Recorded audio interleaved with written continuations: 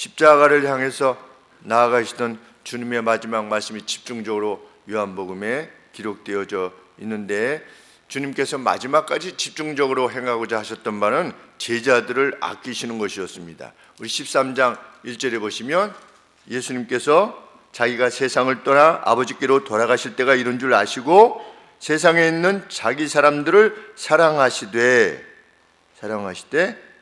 끝까지 사랑하시니라.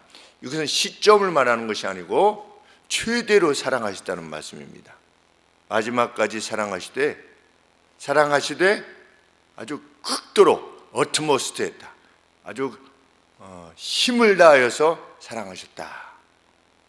13장 1절에서 자기 사람들을 사랑하시되 끝까지 사랑하셨다라고 하는 그 관계된 구절이 여기까지도 걸려 있는 겁니다. 이 16장에도 걸려 있는 겁니다.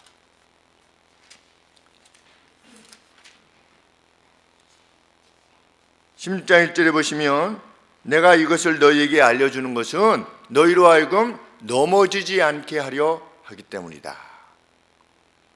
예수님은 며칠 뒤에 제자들에게 다시 오실 것이겠습니까? 불과 한 3일 뒤에, 나흘 뒤에 예수님이 다시 부활하셔서 예수님이 제자들에게 오실 것이었습니다. 그런데도 불구하고 내가 이것을 너희에게 알려주는 것은 너희로 실족지 않게 하려 함이다. 제자들을 끝까지 보호하시려고 했던 것입니다. 주님은 제자들이 3년 동안 이렇게 말했으니까 이제부터는 너희가 좀 알아서 해라, 이렇게 말씀하시지 않았습니다. 마지막 순간까지 설명하시길 원했습니다. 제자들이 넘어지지 않도록 보호하기를 원하셨습니다. 그것이 그 누구의 심령에 대한 우리의 태도이어야만 하겠습니다. 한 심령도 잃어버리지 않기 위해서 온 힘을 기울이는 그런 마음을 지니는 것이 참 주님의 심령을 본받는 것이라. 그가 누구든. 왜 예수님께서 그들을 보호하기를 원하셨는가? 그들이 이제 직면할 위협이, 환난이 보통의 위협이 아니기 때문입니다. 2절 말씀에 사람들이 너희를 출회할 것이다. 이게 뭐냐면 출교시키는 것을 말합니다. 그런데 당대의 기록을 보면 예수님을 믿어서 아니면 어떤 다른 이유로 그 사회로부터 출교를 당하는 것을 사형을 언도받는 것보다 더 무서워했다. 아무도 그를 인간 취급하지 않는 것입니다. 그런데 누가 이 위기에 직면할 것입니까? 제자들이 이 위기에 직면할 것이었습니다. 제자들이 그 비난을 받아야 될 것입니다. 오늘로 치면 신천지 대우를 받게 되는 겁니다.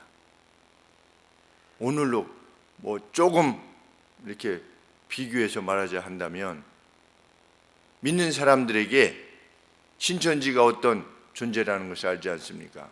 혐오감을 가지고 그랬는데 예수님을 믿는 제자들이 그러한 위기에 직면하게 될 것이기 때문입니다. 이단 종파라고 이해한 겁니다. 누가 그렇게 이해했습니까? 바울 사도가 회심하기 전에 사울로서 그렇게 예수님을 믿는 사람들을 이해했습니다. 이단 종파로 이해해서 끝까지 추적해서 그들을 끝장내고자 했던 이유가 바로 그것인데, 이제 제자들이 그 위기에 직면할 것이었습니다. 사람들이 너희를 추리할 뿐만 아니라 때가 이르면 너희를 죽이는 자가, 제자들이 이제 곧 죽게 될 것이었습니다. 우리 전승에 의하면 12명의 제자 중에 사도 요한을 제외하고 11제자가 순교당했습니다. 그냥 우리 북한에서는 누굴 죽일 때 고사총으로 죽인다고 하는데 고사총으로 죽는 건 금방 죽지 않습니까? 그저 한 수천 회로 그냥 끝장나는 건데, 우리 사도들의 죽음에 대한 내용들을 보면 산채로 화형시키기도 하고,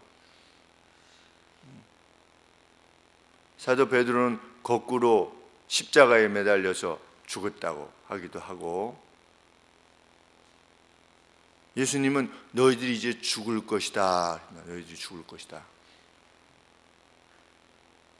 그래서 그 환난으로 인해서 제자들이 넘어질 위험이 상존했기 때문에 예수님께서 넘어지지 않게끔 하기 위해서 내가 너희들에게 미리 말하는 것이다. 그런데 예수님을 믿는 제자들을 공격했던, 핍박했던 이들이 자신들이 그렇게 하는 것에 대해서 어떻게 생각할 것이다? 2절 말씀 하반절에 보시면 그들은 이것이 하나님께로 향한 서비스라고 이해할 것이다.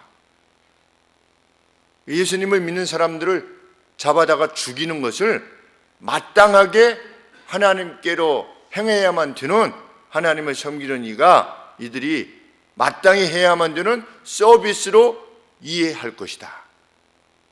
누가 그랬습니까? 사울이 그랬던 겁니다. 그러니 아주 무자비한 핍박과 환난이 되었겠지요. 애누리가 없는, 왜 하나님을 위한 것이니까, 그것이 그들 생각하기에는.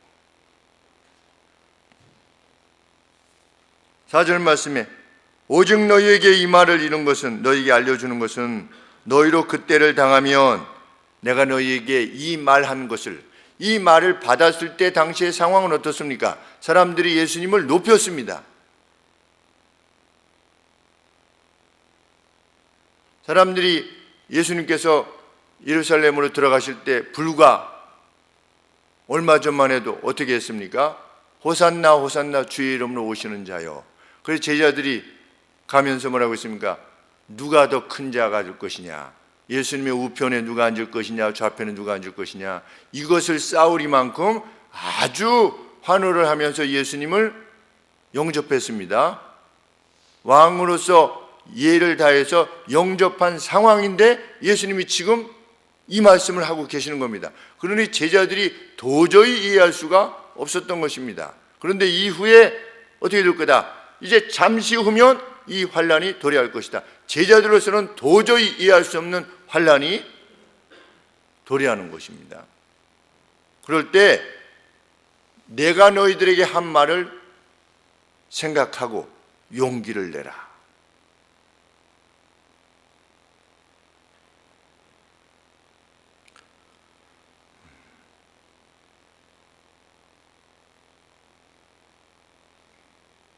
(4절) 말씀에 의하면 우리 성경에는 그때를 당하면 이렇게 되어 있는데 원문에 뭐라고 되어 있냐면 그들의 시간이 왔을 때, 이렇게 표현하고 있습니다. 그들의 시간이 왔을 때. 그들은 누굽니까? 원수들의 때입니다.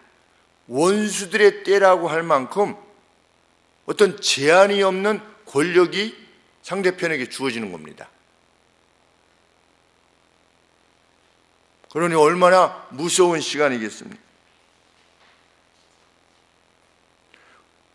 우리가 참 기이하게 여기는 것은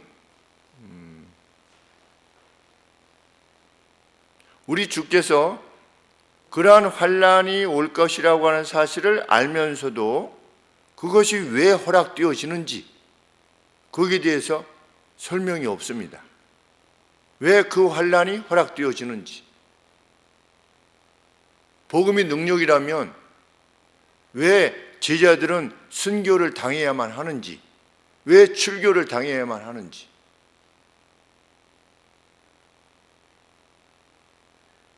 그것은 지금도 설명되지 않는 것입니다. 왜 그리스도인들은 복음을 전하다가 죽어야만 하는 것인지, 왜 북한의 성도들은 주일날 예배 드리다가 붙잡혀서 총살을 당해야 되는 것인지,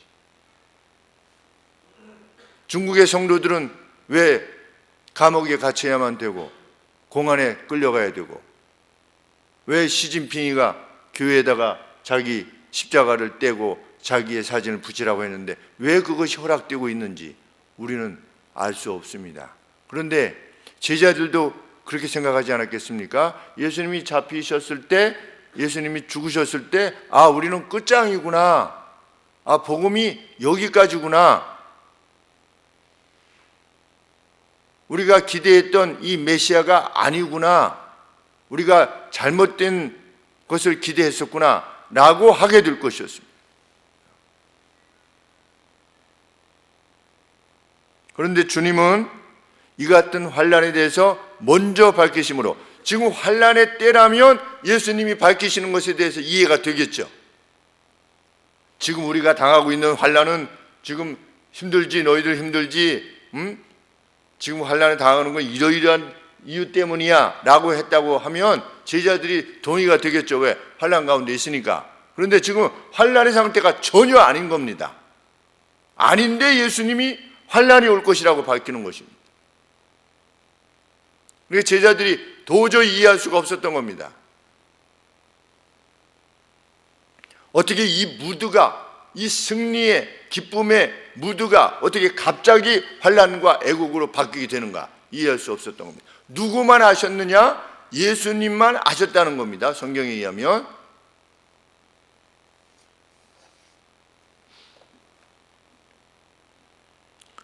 예수님 말씀에 의하면 그 환난이 주님의 무능에서 비롯된 것이 결코 아니라고 하는 사실을 밝혀드리라는 겁니다.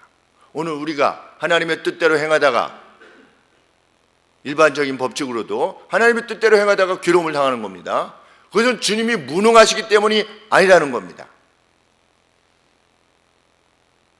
죽은 자도 살리시는 우리 주님께서 십자가에서 죽으셨고, 그분을 따르던 제자들이 순교를 당했습니다.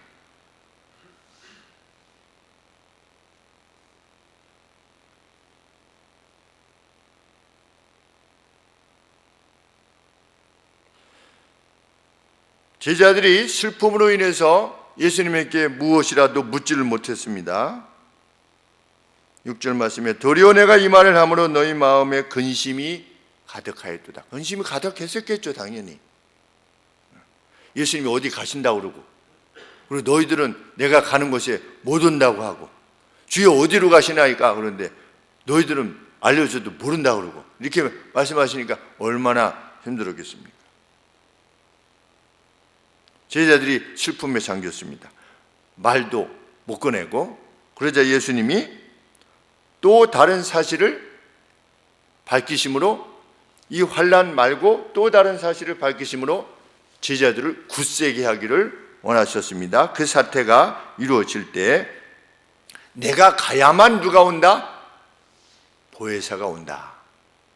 돕는 자가 오신다. 보혜사라고 하는 것은 헬퍼라고 하는 뜻입니다. 성령이 오신다. 내가 가야만 성령이 온다.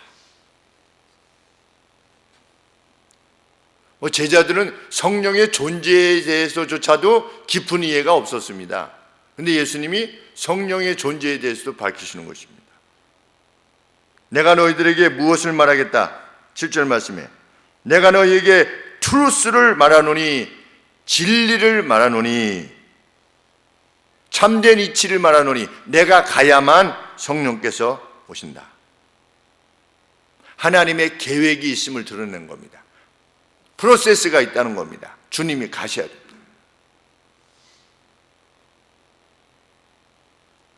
그 보혜사가 오셔서 행하실 바는 뭐냐? 8절 말씀에 그가 와서 죄에 대하여, 의에 대하여, 심판에 대하여 세상을 믿지 않는 사람들을 프루브하실 것이다. 입증하실 것이다. 예수께서 과거로부터 무수한 선지자들을 통해서 예언하셨던 바로 그분이라고 하는 사실을 누가 입증할 것이다? 보혜사 성령께서 입증하실 것이다. 그가 와서 죄에 대하여 입증하실 것이다. 우리가 책망하시리라고 그랬는데, 이 책망이라고 하는 것은 무슨 혼내겠다 이런 차원보다 프루브하시겠다, 입증하시겠다라고 하는 그 의미가 더 가까운 의미인데, 뭐에 대해서 입증하겠다? 죄에 대해서 입증하실 것이다. 여기서 입증한다고 하는 것은 뭐냐?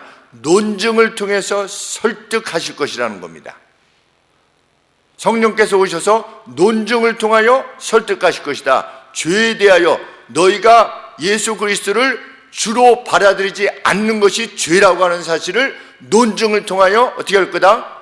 설득하실 것이다. 입증하실 것이다. 죄에 대하여 입증하실 것이다. 우리 사도행전 2장에 보시면, 사도행전 2장 36절에 보시면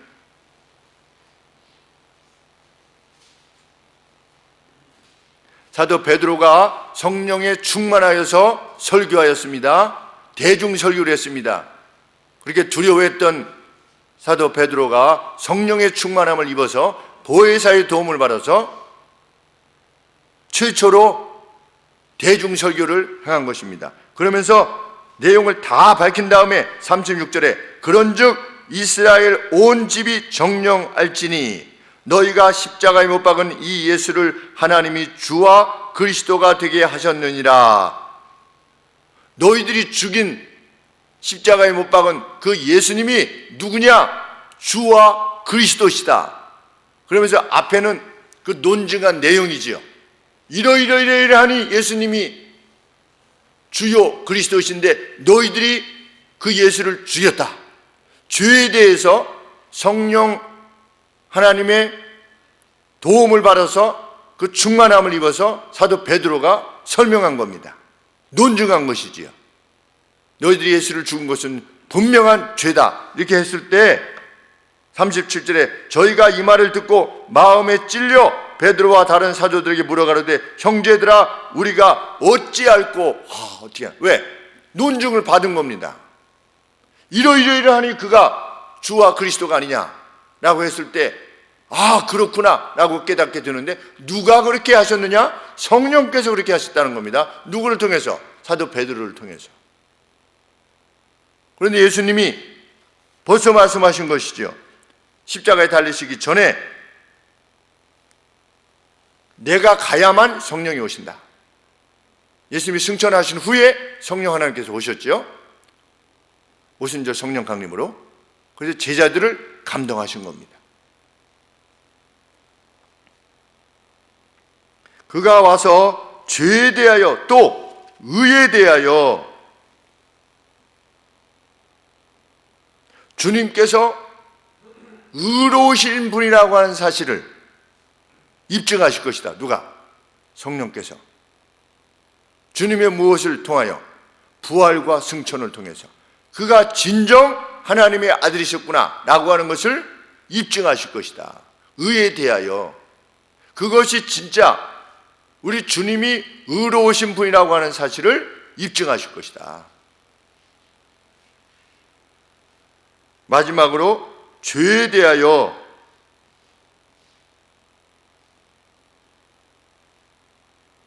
그리스도의 죽음과 그분의 부활을 통해서 이 세상의 지배자인 사탄이 정죄되었다라고 하는, 심판을 받았다고 하는 것에 대해서 성령 하나님께서 입증하실 것이다. 그러면 이 모든 것이 무엇을 통해서 입증되는 것입니까? 십자가와 부활입니다. 십자가와 부활을 통해서 무엇이 입증되는 겁니까? 예수님께서 정말 하나님께서 보내신 아들이셨다. 그래서 예수님을 믿지 않는 것은 죄다. 그 부활 승천하신 그 예수님을 볼 때 그 예수님이야말로 진정 의로우심 자체다. 그리고 예수님이 죽으셨으나 무덤에서 사흘 만에 다시 살아나셨다고 하는 것은 죄의 권세에 대한 승리, 그래서 원수 사탄을 이미 심판하셨다고 하는 것에 대한 증거다라고 하는 것을 성령 하나님이 오셔서 입증하실 것이다 라고 예수님이 제자들에게 십자가에 달리시기 전날 밤에 미리 밝혀주셨는데, 이후 사도행전의 내용은 이 예수님이 말씀하신 성령의 오심으로 인한 모든 사역들의 내용이 담겨져 있는 것입니다. 성경은 늘 말씀드리지만 역사에 있어서 미리 말씀하시고 그것을 성취해 나가신 겁니다. 하나님은 미리 말씀하시고 그것을 성취해 나가시고 그 다음에 이루어진 다음에 앞으로 이런 일이 있을 것이다 라고 하고 또 성취해 나가시고 그것을 통해서 알파와 오메가라고 하는 사실, 예수님이 처음과 마지막이다, 시간의 주인이시다, 역사의 주인이시다라고 하는 사실을 밝히고자 하는 바가 바로 성경이 정말 그렇게 말씀하시고자 하는 내용이라는 겁니다. 이 큰 틀에 대한 이해가 있어야만 메시아에 대한 바른 이해를 가지게 되는 것입니다. 예수님에 대한 바른 이해.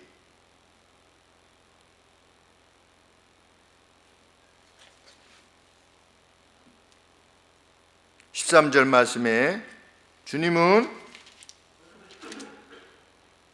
진리의 성령이 오시면 그가 너희를 모든 진리 가운데로 인도하실 것이다.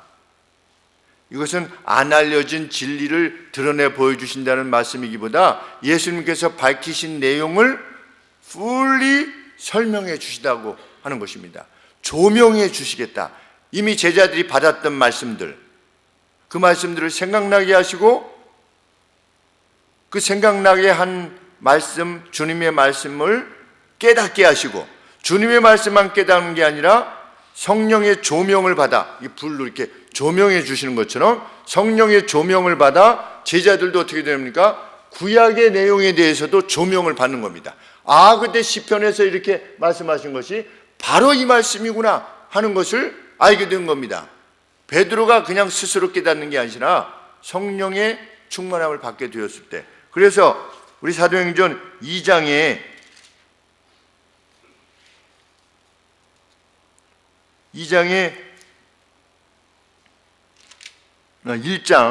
1장 20절 말씀에 베드로가 일어나서 뭐라고 그랬습니까? 이제 가룟 유다가 예수님을 배반하고 죽지 않았습니까? 그런데 베드로가 시편을 해석하는 것입니다.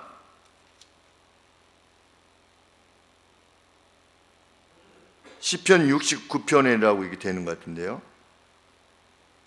시편을 기록하실 때 그의 거처로 황폐하게 하시고 거기 거하는 자가 없게 하소서 하였고, 또 일렀으되 그 직분을 타인이 취하게 하소서 하였도다. 이 시편의 내용입니다. 성령의 감동을 받은 베드로가 이 시편을 성령의 조명을 받아 이해하게 된 겁니다. 이 내용은 무슨 내용이다? 가룟 유다가 배반하여 죽은 다음에 새로 그 직을 감당할 사람을 선출하라는 그런 뜻이다 라고 하는 사실을 베드로가 밝힌 겁니다. 그랬을 때 교회에 성령에 충만해 있던 성도들이 어떻게 된 겁니까? 벌써 다 거기에 동의한 겁니다. 그래서 누굴 뽑았습니까? 마띠아라고 하는 제자를 선출하게 된 겁니다. 그러면 베드로가 그 시편을 어떻게 이해할 수 있었냐? 성령의 충만을 통해서 이루어진 것입니다.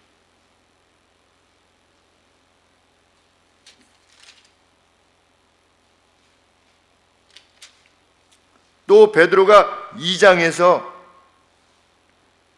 16절에 이 성령이 충만한 이후로 예루살렘에 모였던 각 나라에서 왔던 사람들이 자기 나라 말로 복음을 듣게 되었을 때 어떤 사람들이 이 낮술이 취해서 지금 헛된 소리를 하는구나 이렇게 말했을 때 베드로가 일어나서 또 뭐라고 말씀하고 있는 겁니까? 16절에 2장 16절에 곧 선지자 요엘 선지자 말씀을 들어서 설명하는 겁니다. 뭐라고? 하나님이 가라사대 말세에 내가 내 영으로, 성령이지요, 내 영으로 모든 육체에 부어줄 것인데 너희의 자녀들은 예언할 것이요 너희의 젊은이들은 환상을 보고 비전을 보고 너희의 늙은이들은 꿈을 꾸리라. 그때 내가 내 영으로 내 남종과 여종들에게 부어주리니 저희가 예언할 것이요. 이 내용을 성령의 충만함을 입었던 베드로가 성령의 조명을 받아서 설명한 겁니다. 요엘 선지자가 예언했던 바로 그 시기, 내가 내 영을 보내겠다고 하시는 시기가 바로 이 시기를 말하는 것이요 라고 담대히 말할 수 있었던 이유가 성령의 도우심을 받아서 말할 수 있었다는 것입니다. 그런데 예수님은 이미 십자가에 달리시기 전에 이렇게 제자들에게 이 말씀을 주신 것입니다. 보혜사가 너에게 올 것이다.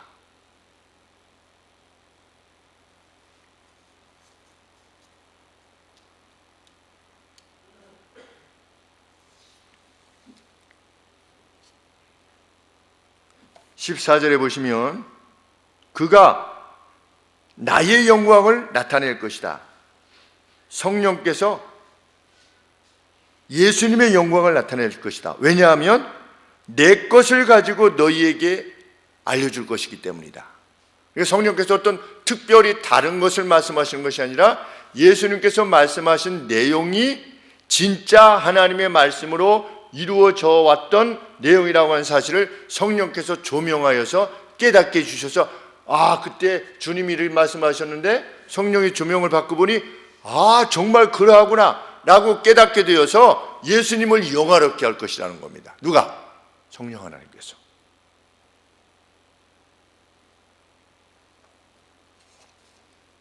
그래서 베드로가 그렇게 말한 겁니다.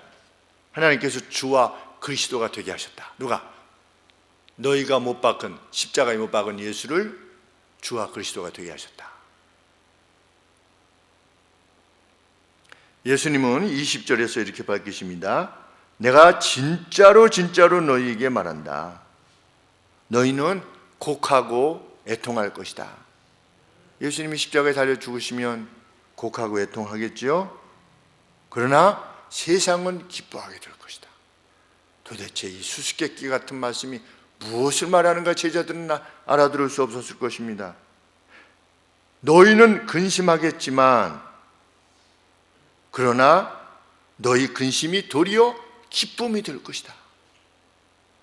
너희는 참 슬퍼하고 곡하겠지만 너희의 기쁨이 턴해가지고 돌아서서 기쁨이 될 것이다. 도대체 이게 무슨 말씀인가 제자들. 그런데 너희가 지금 알지 못해도 기억하고 있으라는 겁니다. 그러면서 예수님이 해산의 고통에 대해서 비유를 들어서 설명하십니다. 해산의 고통이라고 하는 비유를 들어 설명하십니다. 여자가 해산하게 되면 그때가 이르게 되었으므로 근심하겠죠. 아이를 낳으면 세상에 사람 난 기쁨을 인하여 엄마의 기쁨이 이건가 봅니다. 엄마의 기쁨은 내가 자녀가 생겼구나 이 기쁨인 줄 알았는데 예수님의 말씀에 의하면 내가 자녀가 생겼구나 이런 기쁨이 아니고 세상에 생명이 왔구나 이 기쁨이래요. 그런 기쁨입니까?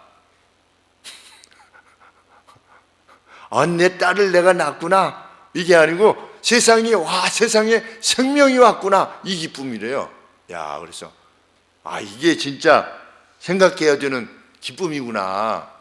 예수님 분명히 말씀하셨죠? 이렇게 21절에 근심하나 아이를 낳으면 세상에 사람 난 기쁨을 인하여 그 고통을 다시 기억하지 아니하느니라.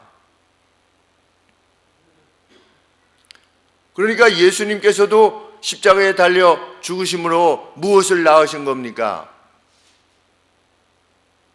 자기 자녀들을 낳으시는 거 아니겠습니까? 그런데 내 자녀가 많아졌구나 이래가지고 기뻐하시는 거라기보다 죽었던 생명이 살아나게 되는 것을 기뻐하시는 겁니다. 세상에 죽었던 영혼이 살아나게 되는 거예요. 이 기쁨이 아니었다면 주님께서 세상에 오시지 않았겠지요. 만약에 예수님 자신의 기쁨이 본질적인 기쁨이라면 예수님께서 이렇게 행하시지 않으셨을 겁니다. 우리 죽었던 생명이 살아나는, 제가 전에 저기 누가 잉어 잡으러 가자고 우리 임종구 형제님께서 그때 그 옆에 연구소 옆에 그 동네 분이 잉어를 잡으러 간다고 해서 잉어 잡는 데도 있어요. 그랬더니 있대요. 그래서 그물 들고 나서시길래 저도 한번 따라가 보겠습니다 해가지고 이렇게 갔어요. 그랬더니 저쪽 일산 어디 쪽에 수문에서 이렇게 나오는데 수문 앞에 물이 이렇게 흐르고 그러는데 이렇게 던지더라고요. 던지는데 잉어가 한 이만한 게 잡혔어요. 여기서부터 한 이만한 게 잡혔어요. 잡혔는데 그 마을 분께서 이거 목사님 갖다가 끓여 드세요. 그런데 잉어가 눈을, 이만한 놈이 눈을 이렇게 뜨고서 입으로 뻐끔뻐끔 이렇게 하는데, 아유, 미안해서 먹을 수가 있죠. 근데 이제 그 다음에 또 잡겠다고 이렇게 던졌는데, 그 안에, 그 진흙볼 안에 이렇게 나무가 깊게 뭐 쇠 같은 것이 박혀져 있었는데, 그 그물이 그게 걸려가지고 그 그물 빼느라고 나머지 시간은 다 보냈어요. 결국 한 마리 잡았는데, 이거는 물가에 그냥 꺼내놓고 뭐 담을 것도 없어가지고, 그분도 스스로 생각할 때 잉어를 잡을 거라고 생각을 못 하셨나 봐요. 그래서 아무것도 안 가지고 가가지고 그냥 잉어가 바깥에 이렇게 풀에 그냥 이렇게 누워 있어가지고 있어서 그랬는데, 아, 이제 그만 가자고 해가지고 그 잉어를 저를 주셨어요. 그래가지고 제가 아주 속도를 많이 내가지고 여기 무슨 천 있지 않습니까? 여기 천. 네. 천에 막 달려가가지고 제가 시간이 많이 지났으니까 이게 잘못, 이거 정말 살 수 있겠나 싶어가지고 차에서 꺼내가지고 그냥 물에다가 그냥 진짜 이렇게 던졌어요. 던졌는데 이놈이 탁 물에 떨어지더니 떠가지고 이러고 있는 거예요, 그냥. 그래서 아이고, 이거 먹는 것도 못했지, 한 마리 괜히 공연히 죽였지, 그러고 있는데 한 5분 정도 지켜보고 있는데 이놈이 이렇게 흔들더라고요, 머리를 이렇게 이렇게 하더니 계속 이렇게 지켜보니까 자세를 이렇게 잡으려고 하더니 결국 자세를 잡고 아래로 없어졌어요. 사라졌어요. 그런데 기분이 그렇게 좋을 수가 없었어요. 어떤 생명 하나가 이게 죽었다고 생각됐는데 그게 다시 자세를 이렇게 바로 잡더니 이렇게 하면서 하얀 배를 내딛다가 이렇게 하더니 물속으로 이렇게 들어가는 걸 보고 그렇게 기뻤었는데, 우리 주님께서는 우리가 지금 늙어서 죽어야만 된다는 것, 우리가 일생 죽음의 종되어서, 사망의 종되어서 살아가고 있다는 사실이 얼마나 우리 하나님께 슬픈 일이 되겠는가, 이런 생각해 보게 됩니다. 나이 많이 드신 부모님들이 걱정하는 게 무엇입니까? 자기보다 자녀가 먼저 세상을 떠나게 되는 것에 대해서 슬퍼하게 되는 그런 일이 발생할까 봐 그럴 정도인데, 우리 주께서는 오죽하시겠는가. 예수님이 그렇게 표현하시는 겁니다. 세상에 사람 난 기쁨을 인하여 그 고통을 다시 기억하지 아니하느니라. 지금은 너희가 근심하나 내가 다시 너희를 보게 될 것이다. 그때 너희 마음이 기쁠 것이요 그때는 너희 기쁨을 빼앗을 자가 없으리라.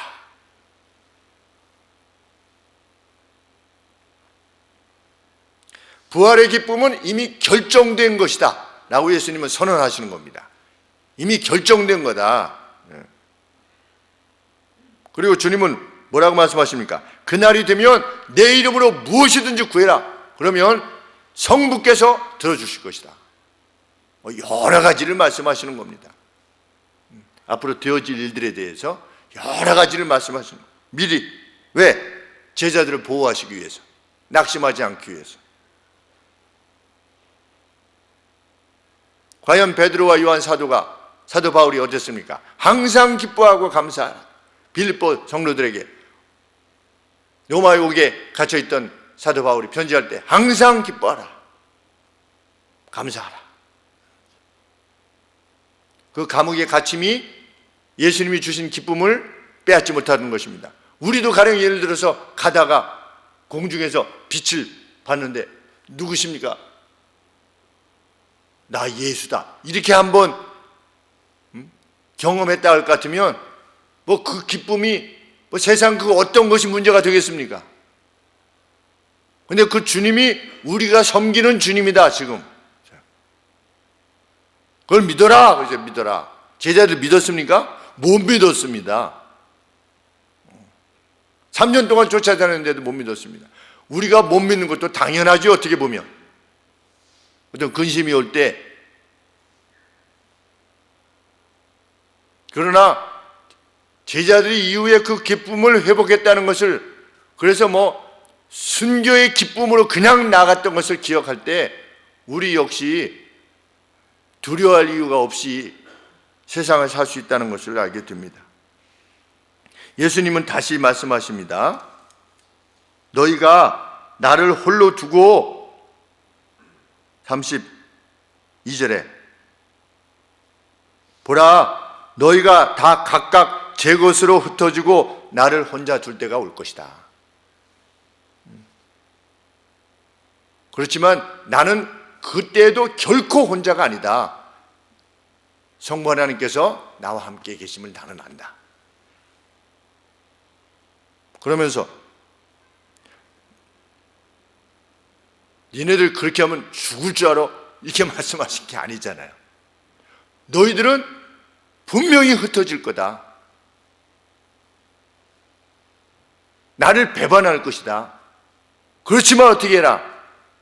내가 다시 너희들에게 올 거다. 그러니까 용기를 가지고 있어라. 나는 그럴 수밖에 없는 너희들에 대해서 여전한 기대를 가지고 있다. 이 말씀을 하시는 겁니다.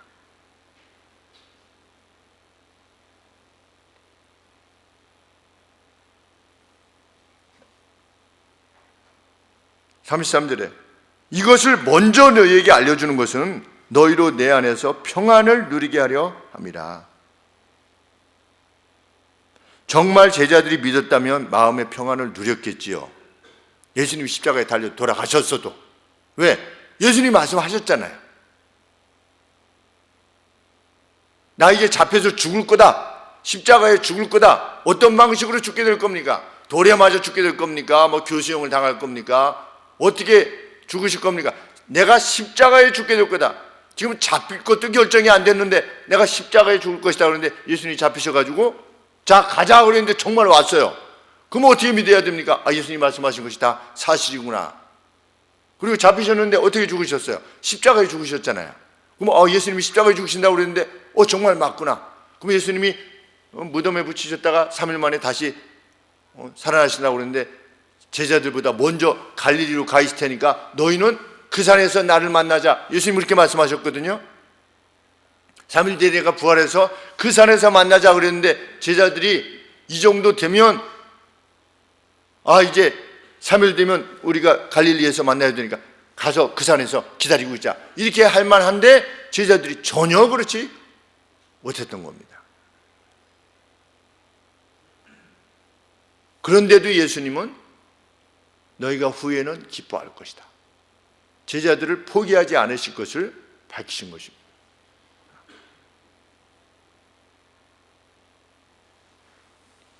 과연 이후에 제자들은 주님을 다시 만나 뵙게 되었고, 만나 뵈었을 때 제자들과 예수님 사이에 아무 말도 없었더라. 유구무원이더라. 배반했으니까. 그런데도 예수님은 제자들에게 다시 간 겁니다. 왜? 말씀대로 내가 너희에게 다시 올 것이다 그러셨잖아요. 그 약속을 그대로 지키신 겁니다. 그러면서 뭐라고 말씀하셨습니까? 내가 세상 끝날까지 너희와 항상 함께 할 것이다. 그 배반했던 제자들에게 이렇게 말씀하셨습니다. 제자들이 주님 승천 이후에 오순절 성령 강림 이후에 전혀 다른 사람이 되었던 겁니다.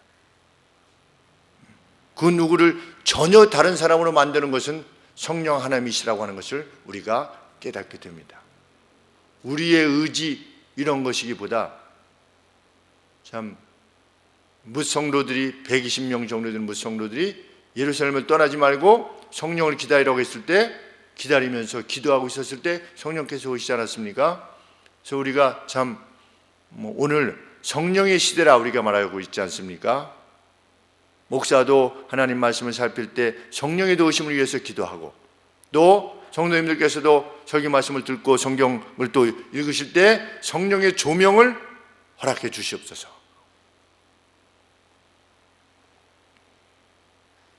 주님 이렇게 말씀하셨습니다. 세상에서 너희가 환난을 당하나 담대하라, 용기를 내라 그랬습니다. 왜?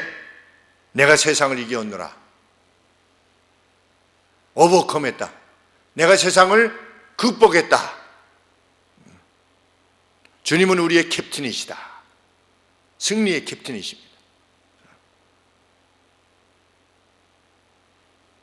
주께서 승리하셨듯이, 제자들에게 말씀하신 바대로 승리하셨듯이 우리도 그 제자들과 같이 승리하게 될 것입니다.